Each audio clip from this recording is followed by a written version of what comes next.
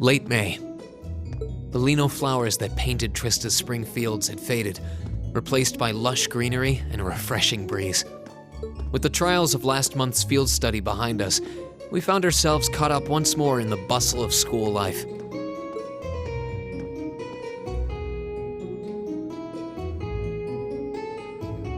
Both our combat training and academic studies continued to become more and more demanding.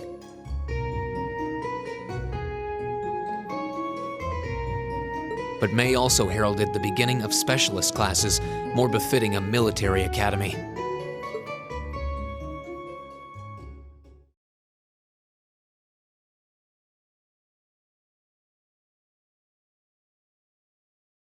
The Orbital Revolution 50 years ago changed the way wars were fought forever.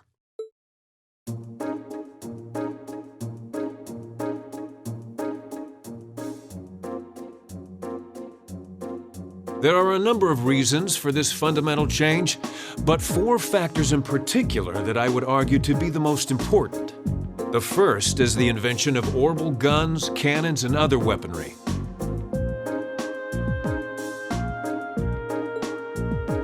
The increased accuracy of these weapons, as well as their ease of maintenance and manufacture, instantly rendered all other firearms obsolete. The second factor is the associated mechanization of the military. Orbital technology led to the formation of armored divisions made up of tanks and armored cars. The impact this new kind of tactical unit had on the battlefield, with its enhanced offense, defense, and mobility, cannot be overstated. The third factor is the invention of airships. Warships that rely on the gravity manipulation ability of a flight field to remain in the air simply did not exist before the revolution. The sudden addition of a whole new dimension to war, the sky, made countless new strategies viable that were previously unimaginable. And the last factor is the creation of an entirely new practical science, which may be the biggest, most important change of all. Without orbital technology, such a concept would scarcely even have been conceivable, but now we'd be virtually crippled without it. Reen Schwarzer, can you tell the class what that new scientific breakthrough was?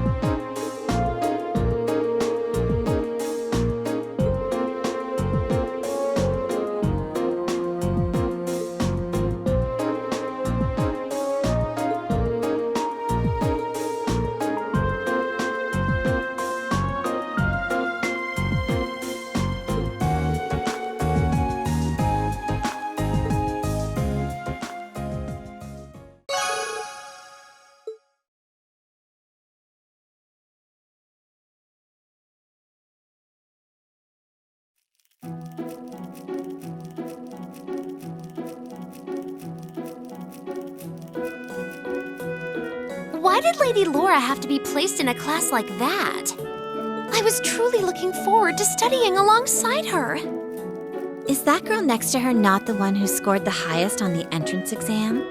I believe so, though I also hear she's a mere commoner. There's something about that silvered-haired girl that I find oddly soothing. I wonder if she'd let me stroke her hair if I were to ask nicely. That's quite enough idle chatter. We are members of Class 1. We are above such droll behavior. As well, we cannot allow ourselves to be bettered by that rabble, even in something as insignificant as the culinary arts. Of course not. I'm so accustomed to our chef doing all of the cooking, however, that I must admit I'm finding this all rather challenging. Could they make it a little less obvious they're talking about us? I mean, seriously. It stands to reason they'd be curious about our class. It's hard to blame them for that, at least.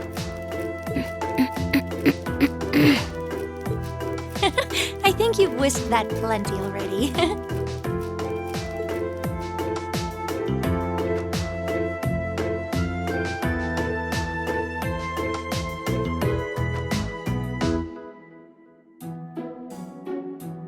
I feel like I'm finally getting the hang of using an orbital computer.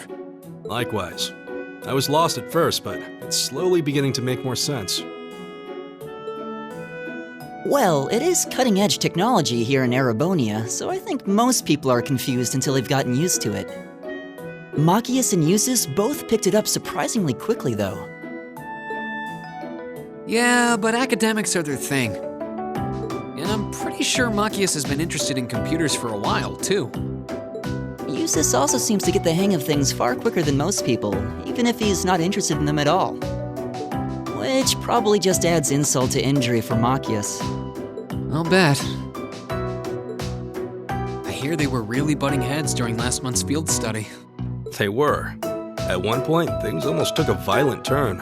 We were able to hold them back, but I don't think we could have kept them under control for long if Instructor Sarah hadn't arrived. We really need to do something about them, but I have no idea what. I don't either, but you're right. This has gone on for way too long as it is. It needs to stop. Rein Schwarzer. Huh?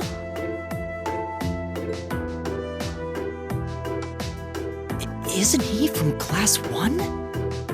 Patrick, is it? That is correct. My full name is Patrick T. Higharms. I don't believe I need to say anything more than that. What? So, you're from the Higharms family? Are they prestigious? About as prestigious as they come. The Higharmses are one of the 4 great houses, though they're slightly lower in rank than the Albareas. I'm sorry. I meant no offense. It doesn't matter. I didn't come here to talk to commoners or foreigners. I came to bring gladsome tidings to you, Rein Schwarzer. I am generously extending you welcome to make use of the accommodations on the 3rd floor of the Student Union building. You mean... The 3rd floor? That's where the Nobles Salon is, right? Your father may be a mere baron, but that still makes you a noble. And though you've had the misfortune of sharing a class with this riffraff, I have decided to use my good name as a member of the Higharms family to afford you the privilege of joining us. I do hope you appreciate it. Well... How can I turn him down politely? This hardly strikes me as the best place to be recruiting new members.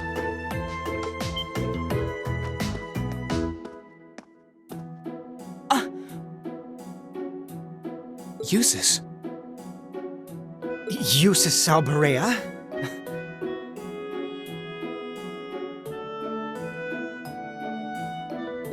I wasn't aware the 3rd son of the Higharms family counted playing factions among his hobbies. If you wished for company in the salon, should you not have come to me first? You? You've been invited countless times. You simply choose not to come. Despite there being no shortage of second years practically begging for your company. I have no interest. Suit yourself then. But you, Schwarzer, make sure you think long and hard about this.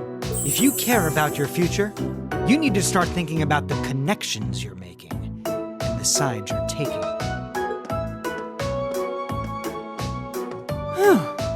He's certainly not shy. No, he's not. I wasn't sure how to turn him down either. Thanks for stepping in, Eustace. I wasn't trying to help you, but I did cause you some trouble during last month's field study, so no, that's all. Last month's field study? Is he... Yeah, I think he means the run-in we had with the provincial army. Ah, so he feels partially responsible for his family's actions then. He must have been looking for a way to apologize to you. I guess he has a nice side after all.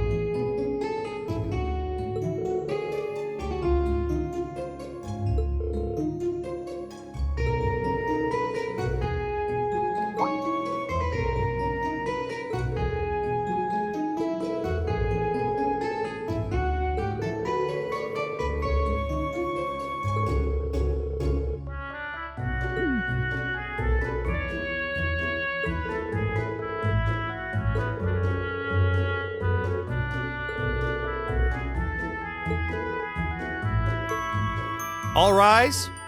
Bow. Well, I'll see you later, Reen. Later. Oh, are you two going to club activities today? Yeah, I am. Did you want to have dinner together later? We've been eating in the cafeteria an awful lot lately, so maybe we could go to the cafe in Trista today for a change of scenery? Sounds good to me. You want to just meet up in the entrance hall later? Sure. See you then.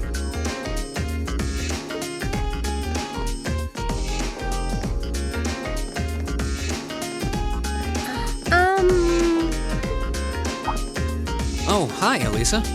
Are you off to club practice too? Oh, no, not today. What is it?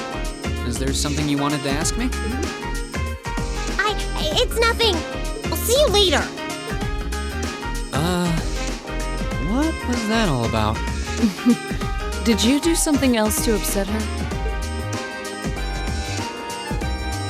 Not that I'm aware of. Although, I suppose it's possible I did something wrong without even realizing it. Knowing her. I was speaking in jest, I assure you. Are you planning on going into the old schoolhouse again tomorrow? Yeah. The principal did ask me to keep an eye on it, so I thought I'd make time for a quick look inside. All right. Please let me know when you're planning to begin the expedition, if you would. I have club activities tomorrow, but as far as I'm concerned, the old schoolhouse takes priority. Thanks. I'll let you know. Excellent. I'll see you tomorrow then.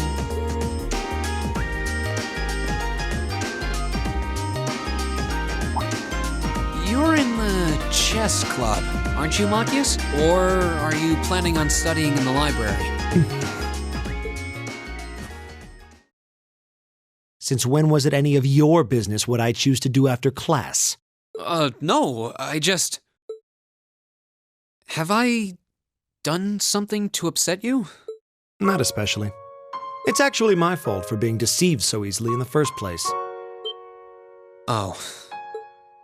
Let's just say I haven't got a drop of noble blood in my veins. So I guess we're all in equal standing here. I'm really sorry. I wasn't trying to deceive you. I just... Save your breath. Whether you're a noble or not is beside the point. The bottom line is you lied to me, and I simply cannot trust those who lie. That's all there is to it. I'm...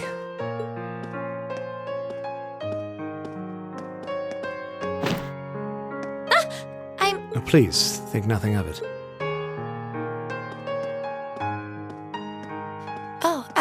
Oh, no. Not at all. Did you need something?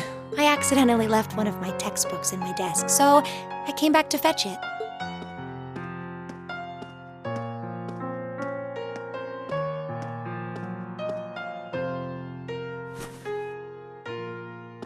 Ah, here it is.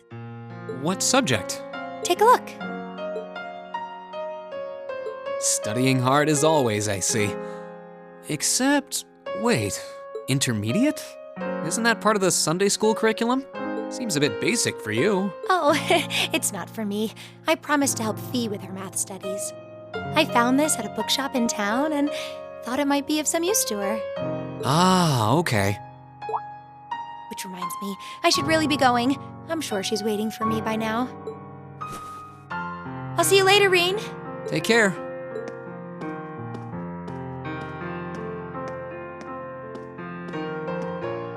And don't worry. Huh? I'm sure Machias doesn't hate you or anything. If you can find some way of making him realize how you feel, I'm sure he'll understand. It's just getting through to him that might be tough. Yeah.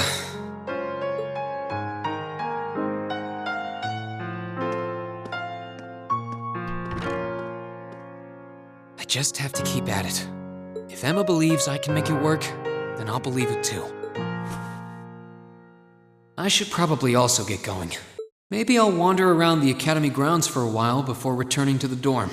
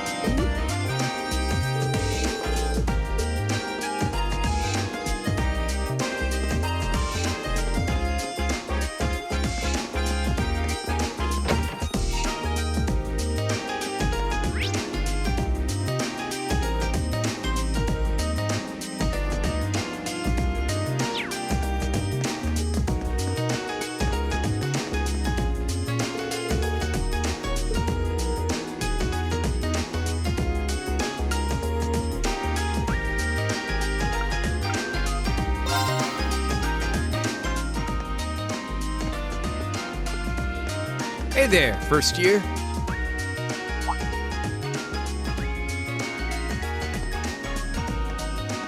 Oh, it's you. I'm not going to play along with your scams this time, so you might as well be on your way. I wasn't trying to hustle you before, honest. Did you, figure out how I did it, though?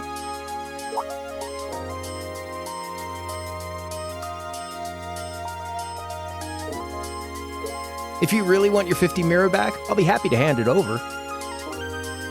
But wouldn't you rather feel like you earned it? Come on, what do you say? There had to have been a trick to it. Some form of sleight of hand. Something that wasn't as it seemed. If I had to guess, I'd say the crux of this illusion was...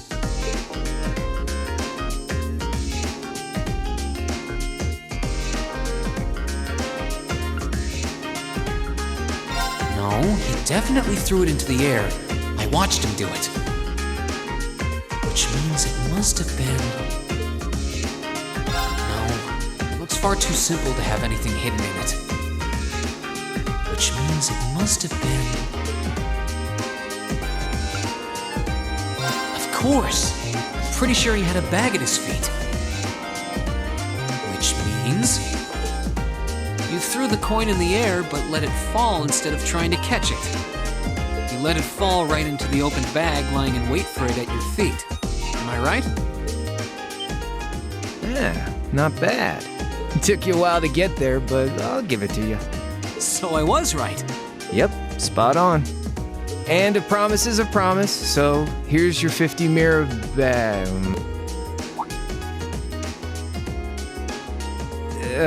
Sorry. I've only got 10 mirror on me. It's fine. Just forget it. It's only 50 Mira. You can keep it. Oh, really?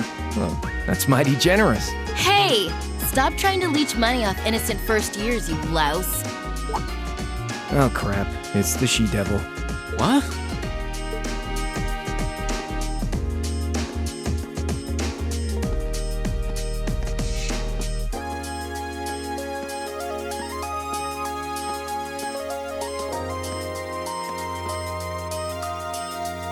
A bicycle? No, it looks like it's powered by orbital energy. Wait, I've seen this girl somewhere before. You're Reen, I take it. I've been hearing all about you from Toa and George. Sounds like you pulled off some pretty amazing stuff in your field study last month. I'm surprised you know my name, actually. I didn't think I'd been doing anything worthy of such attention. Guess I should still officially introduce myself, though. I'm Reen Schwarzer. It's nice to meet you. Same.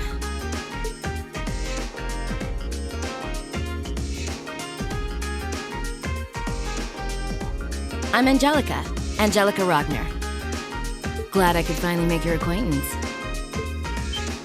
Ragnar? As in Marquis Ragnar? Head of one of the 4 great houses? Same reaction every time, I swear. Yeah, I'm his unworthy daughter. But he doesn't really want to have anything to do with me since I go around dressed like this.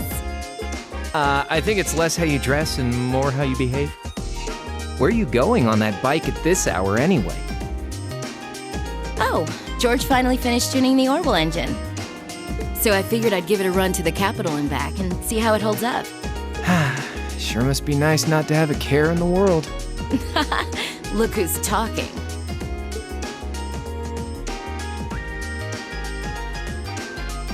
So you do ride it like a bike.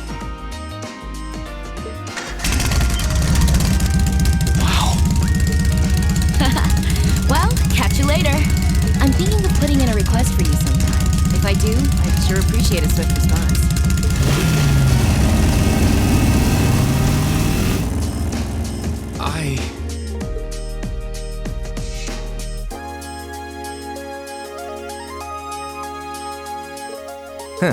Lost for words? That's a little something George put together a while back. He calls it an orbital bike. Pretty cool, huh? It is. It's kind of like a steel horse.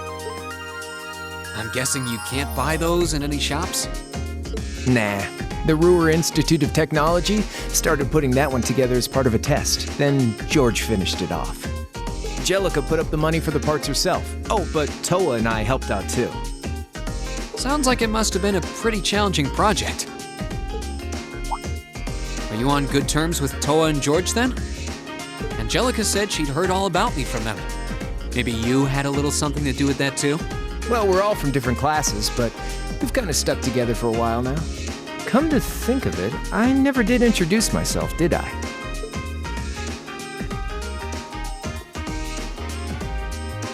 Name's Crow Armbrust, 2nd year, class 5. I'm sure I'll catch you around again. Later!